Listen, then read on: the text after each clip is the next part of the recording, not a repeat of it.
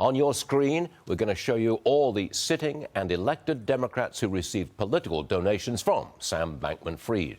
The White House dodged questions on what will be done with those donations. Watch this. So look, I'm covered here by the Hatch Act, limited on what I can say, and anything that's connected to political contributions from here, I would have to refer you to the DNC. Oh, how convenient to turn down that question. Look who's here, Congressman Jim Jordan, Republican from the great state of Ohio. Congressman, this could be one of those rare moments when you are in agreement with AOC, because she says those donations should be returned. You agree with her, don't you? Well, I mean, look, I leave that up to individual candidates. What we do know is what you pointed out. This was a huge scam. I mean, for goodness sake. But I think the interesting thing is what was just raised is that he was set to testify. Now, it was going to be via Zoom, but he was set to testify. And Republicans were going to have all kinds of, I think, important questions, good questions, questions that the American people want answers to. And for some reason, after letting him hang out in the Bahamas for weeks now, he gets arrested the day before.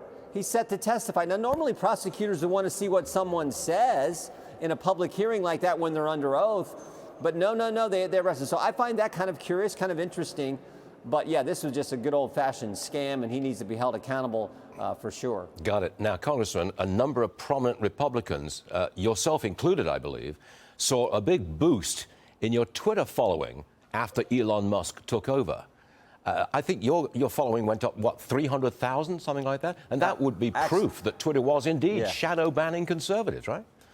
Well, of course they were. We all knew this. In fact, we caught them 4 years ago. They shadow banned. In the height of the Mueller investigation, there were 4 members of Congress, Gates, Meadows, Nunes, Jordan, who were shadow banned back in 2018. And of course, we found out about, we raised concerns. And at the time, Twitter said, well, no, it was just a glitch in their algorithm. To which, of course, I replied, what was in the algorithm? The names Gates, Meadows, Nunes, Jordan. I mean, give me a break. So, of course, we knew they were doing this. Now we got proof. God bless Elon Musk for pointing this out. But I think the big takeaway, Stuart, is how this looks now more and more like it was really a disinformation operation by our government. Remember, they were telling big tech, the FBI was telling big tech, be on the lookout for Russian disinformation operations. Those 51 intel officials said it's a Russian disinformation operation. But really what it looks like, it was a disinformation operation coming from our government, which is frightening. Yeah. They were weekly meeting with these big tech folks. They used that to suppress this story. That is scary because it happened, as we all know, just days before, the Hunter Biden story, just days before the most important election we have. So that's why it's important we get to the bottom of all this, because we never want this to happen again.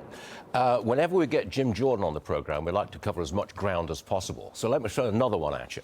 You're looking into the origins of COVID. Do you believe COVID started in a Wuhan lab? Totally. You know, they want us to believe it was a bat to a pangolin to a hippopotamus to Joe Rogan, and then 6 million people get it, and it all started in this city in China where the lab, I mean, come on. We now know there were all kinds of facts that Fauci knew. We're going to have a hearing later today. I'm going to point this out. Yeah. All kinds of key facts he knew when this thing started. February 1st, 2020, he knew all kinds of things, and he kept that information from the American people. So, yeah, I think it came from a lab. And here's where these two stories come together.